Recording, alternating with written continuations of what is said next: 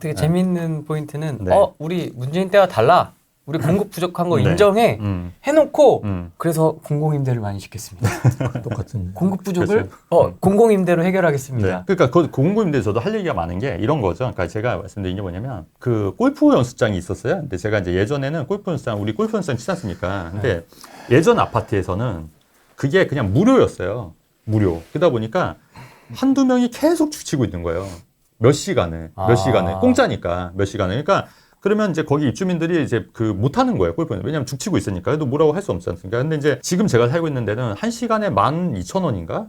요금을 지불을 해야 돼요. 그럼 1시간만 하고 요금을 지불하니까 여기는 자리가 항상 있어요. 그러니까 사실은 공공임대도 똑같은 논리인 것 같아요. 그러니까 사람들이 공짜라고 하면은 사람들이 더 달려들어서 사실 그 대다수의 사람들이 피해를 입는 구조거든요. 그러니까 돈을 좀 지불하더라도, 저는 돈을 지불하더라도 내가 치고 싶을 때 치는 게 더 좋은 거지. 그냥 마냥 기다리고 싶은 생각은 없지 않습니까? 그 돈도 그렇게 크지도 않은 거고. 근데 이제 공공임대 이런 식으로 이제 공공임대, 공짜 뭐 이런 식으로 하다 보면은 그런 이제 부작용들이 생길 수 있고, 옛날에 우리 코스트코에서도 그 있잖아요. 양파거지라고. 코스트코에 양파를 비치한 거예요. 양파를. 무료로. 네. 그랬더니 사람들이 봉투에 갖고 그 양파를 다 갖고 가는 거예요. 그래서 결국 코스트코에서 그게 없어졌어요.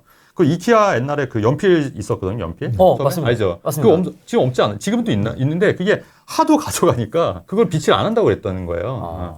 그러니까 이게 우리나라 사람들의 이 특징이 또 뭐냐면 공짜, 공공임대. 그러니까 공공임대는 내게 자산이 아니기 때문에 또 이게 함부로 쓰는 경우도 있고 막 쓰고, 공공화장실 깨끗한 경우 저는 본 적이 없거든요. 물론 관리 잘 되는 데도 물론 있지만은 그건 이제 맞아요. 그만큼 세금을 투여해서 하는 거지. 이게 사실 내 개인 화장실과 공공 화장실은 다른 거지 않습니까? 마찬가지로 그리고 이제 공공임대도 정말 힘들고 이런 분들이 들어가냐? 그것도 또 아닌 게, 제가 누차 말씀드리겠지만 차는 뭐 차명으로 하고 타 재산 뭐 숨겨놓고 공공임대 들어가서 그 혜택만 쏙 빼먹는 사람들이 있다는 얘기잖아요. 마치 그 코스트코 양파 가져가는 사람처럼. 그러니까 이런 부분을 생각을 해야 되는데 이제 그런 생각을 못 한다는 게 좀 더 아쉽다. 이런 부분이 좀 얘기를 하는 거죠. 측면에서. 소셜 믹스가 임대주택으로 가능한 겁니까? 한강뷰에 배치하면? 근데 소셜믹스는 외국에는 쓰지 않습니다. 더 이상 하지도 않고 아주 오래된 개념이에요. 그리고 성공한 케이스는 이제 도시국가나 아니면 복지가 아주 잘 돼 있는데 뭐 이런 데들은 그 성공한 걸로 알고 있고요. 일반 국가에서 성공하지 않은 데인데 지금은 저도 항상 이야기하는 에이지 믹스를 지금 해야 될 때지 소셜 믹스 이야기할 때는 아닌데요. 그걸 지금 앞에서 우리 최진호님 말씀하시는 게 이제 공유의 비극이라고 그럽니다. 커먼 트레지드라고 그래가지고 경제학에서 있는 개념이에요. 공유지의 비극. 네, 그렇죠. 공유지의 비극, 뭐 공유의 비극, 뭐 이렇게 이야기하는데 공공임대주택은 노도가 굉장히 빨리 와요. 우리가 민간임대주택하고 분양주택, 공공임대주택 이렇게 보면 거의 한 두세 배 빠릅니다. 그러니까 막 쓰는 거예요. 예, 저게 뭐 그게 있는 분들 욕하는 건 아니고요. 어쨌든 우리가 일반적으로 이제 공공이라 그러면 그렇게 되거든요. 그래서 그런 공공임대주택을 계속 이제 늘리겠다 이런 주장을 민주당 측에서는 많이 하지만 사실은 외국에서는 이미 2000년대 정도부터는 공공임대주택을 거의 안 짓습니다, 이제. 그러니까 한 80년대, 90년대 우리가 외국에 보면 대부분 뭐 한 10%까지 이제 만들어가지고 했고요. 이제는 더 이상 안 짓고 주택 바우처라 그래가지고 그냥 일반 임대주택에 들어가는데 그냥 지원을 하는 거죠. 그렇죠. 예, 그래서 그게 이제 훨씬 더 싸고 맞아요. 비용이 적게 들거든요. 왜냐하면 지금 LH에 계신 분들도 한 채 지으면 1억이라고 그래 적자가 1억 난다고 그렇게 이야기하세요. 짓는 순간 예, 그렇게 나는 거거든요. 그래서 그렇게 안 합니다. 그래서 UR이라고 일본에 이제 우리하고 똑같은 LH 비슷한 조직이 있습니다. UR이라고 하는 조직인데요. 제가 가서 물어봤어요. 그래서 우리는 LH 적자 문제가 굉장히 심각하다. 그때 이제 되게 심각했었거든요. 그래서 그 UR은 적자 문제를 어떻게 해결하느냐 이랬더니 자기들은 600억엔 흑자가 난대요. 우리나라 돈으로 6천억 흑자예요. 그러니까 안 지으니까 그냥 보조하는데 그 보조는 자기가 주는 게 아니잖아요. 정부에서 주는 거니까. 자기들은 똑같이 받는다는 거예요. 임대주택 지어도 그냥 잘 지어가지고 그렇게 한다는 거예요. 그러니까 돈이 있는데도 임대에 살고 싶어 하는 분이 계시거든요. 뭐 집은 난 사기 싫어 이런 분들도 있어요, 가끔. 그러니까 그런 분들 같은 경우 살아야 될 때가 필요하잖아요. 그래서 자기들은 정말 잘 짓는다, 잘 지어가지고 저소득층 같은 경우는 이제 주택 바우처 이런 걸로 해서 들어와서 있고, 그렇게 되면 이제 누가 임대주택에 사는지 잘 모르잖아요. 소셜믹스라는 거는 막 이렇게 예전에 이제 동을 띄워놓고 이러니까 뭔가 좀 보기 안 좋았잖아요. 그래서 그걸 이제 오세훈 시장은 썼겠다는 건데 그렇게 할 필요가 없는 거예요. 그러니까 예, 그냥 주택 바우처를 주고 누가 이제 주택 바우처를 받는지 아무도 모르잖아요. 그냥 통장으로 찍히는데 그걸 어떻게 알아요. 그렇게 해서 그냥 임대주택이든 공공 임대로 사는 분이든 그냥 자기 돈으로 사시는 분이든 아무 문제 없이 살 수 있도록 만들어주는 게 주거 이전의 자유도 보장하는 거고요. 왜냐하면 임대주택은 딱 특정 지역에 지을 수밖에 없거든요. 과거에는 우리 그 서울에 같으면 이제 강서에 좀 몰려 있었어요. 그래서 그런 나는 딴 데 가고 싶은데 거기 임대주택이 없다. 그럼 할 수 없잖아요. 그런데 그렇게 하지 말고 그냥 주택 바우처를 주고 자기가 이제 편하게 살 수 있는 데로 가면 되거든요. 그래서 효과가 굉장히 많아요. 그래서 이거는 일반 외국에서는 대부분 하고 있고요. 우리나라 공공임대주택의 가장 큰 문제점은 뭐냐 그러면 지금 공실이 굉장히 커요. 한 5만 채 정도 돼요. 그건 LH가 집계한 거예요. 근데 SH도 있고요. 부산도시공사도 있고요. 그래서 제가 예상하면 엄청나게 많아요. 그래서 제가 예상하기에는 한 10만 채 될 거라고 예상해요. 이게 통계를 발표를 안 해요, 정부에서. 근데 10만 채 정도 될 거라고 봐요. 그 10만 채면 아마 다음에 민주당이 집권해가지고 임대주택 10만 채 짓지를 못해요. 그러니까 뭐냐 그러면 이 공실부터 해결해야 돼요. 공실이 나는 가장 큰 문제가 뭐냐? 작아서 그래요. 그러니까 이게 실적 위주로 하거든요. 임대주택을 LH도 알잖아요. 이렇게 분양 임대를 해보면 그래도 방 2개 있는 거, 방 하나 있는 거는 좋아하더라. 그런데 다 그렇게 해서 올려요. 그럼 한 100세대밖에 못 짓잖아요. 그럼 위에서 보면 100세대 지어가지고는 자기가 이야기한 10만 채, 20만 채 안 되거든요. 늘려. 네, 200채로 늘려.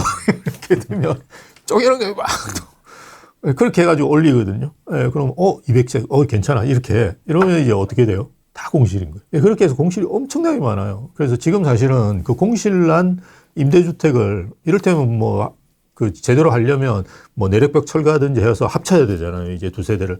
이런 식으로 좀 개조를 하더라도 이 10만 채 정도 되는 임대주택부터 먼저 공실을 해결하고 그 다음에 짓든지 말든지 이런 고민을 해야 돼요.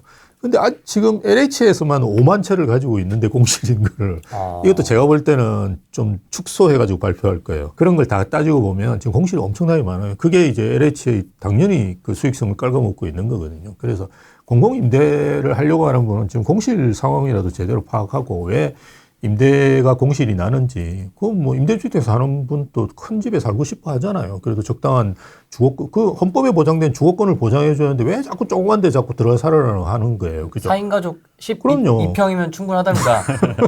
살기 좋겠다고 합니다. 애 키우기. 맞아요. 애 둘 정도 충분히 키우겠네요. 호호 이러면서. 참 특이한 게 자기들은 막 50평씩 60평씩 살면서 아니 왜 남은 자꾸 12평에 살으라고 하는지 그죠? 참 신기한 사람들인데 참 특이한 사람들이에요. 제가 보면. 어쨌든 지금 공실 문제가 굉장히 심각해요. 공공임대는. 그래서 공공임대는 더 이상 저는 짓는 게 바람직하다고 생각 안 하고요. 왜냐하면 이게 공공임대에 들어가가지고 공공임대가 영구임대도 있고 30년도 있고 10년 이렇게 있잖아요. 내가 10년 동안 공공임대 잘 살다 나오면 완전히 벼락거지 돼 있잖아요. 다 10년 동안은 기본적으로 가격이 올랐을 거예요. 주변에. 그럼 이제 영원히 집을 못 살고 본인의 자산 축적을 못 하는 거예요. 근데 우리가 주거권을 보장하는 목적이 뭡니까? 어쨌든 주거권도 있지만 자산 축적이라든지 그 미래에 대비해서 그죠? 본인이 그런 걸 해야 되잖아요.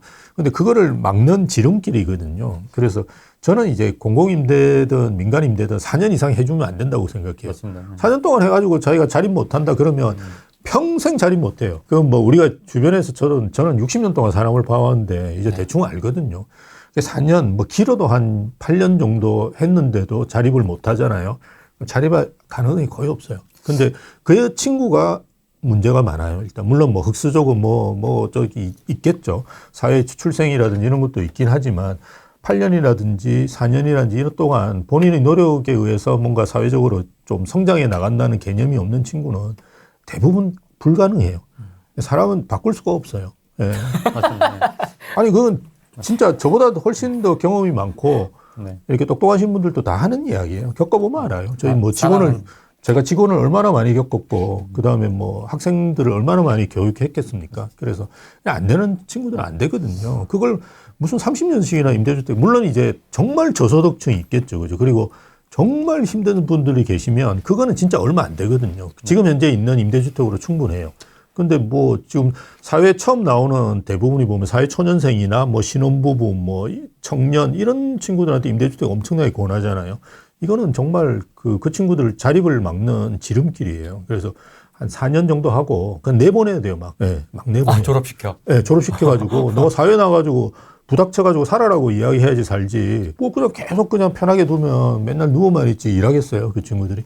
그러니까 그런 정책은 저는 진짜 잘못됐다고 봐요. 근데 이제 정부 정책이 이제 진짜로 그런 사람들을 위해서 하는 정책이라고 보기보다는 그러니까 일반 임대주택을 하고 이제 평생 가난하게 살면서 나를 찍어라. 결국 이제 베네수엘라 모델 제가 한번 말씀드렸듯이 차베스 모델식으로 가서 왜냐하면 내가 힘이 없고 배급을 받아야지만 살 수 있는 구조라면 어쩔 수 없이 그 배급을 받기 위해서라도 그 표를 줄 수밖에 없는 상황이고 그렇게 되면 본인들이 이제 장기 집권을 할 수 있는 토대가 마련이 되기 때문에 아무래도 이제 이런 정책들을 피는 게 아닌가 저는 이제 개인적으로 그런 생각이 들고 우리는 역으로 생각했을 때 우리도 이제 봤을 때 그러면 우리는 어떻게 해야 되냐면 이게 결국 나를 위한 게 아니다. 우리도 왜 좋은 집주인 만나고 나쁜 집주인이라는 게 좋은 집주인이라는 게 빨리 전세가 몰리는 게 좋은 집주인이라고 하잖아요. 빨리 자립해서 나갈 수 있도록. 근데 이제 오히려 나쁜 집주인이 전세가를 너무 안 올리니까 계속 눌러 앉아 사는 거잖아요. 그러니까 마찬가지로 내가 진짜 발전하고 나와 내 자녀들한테도 뭔가 부를 좀 물려주고 싶다고 하면은 당연히 내가 이제 이런 걸 시장의 원리에 맞게끔 이렇게 자꾸 이제 성장해야 되는데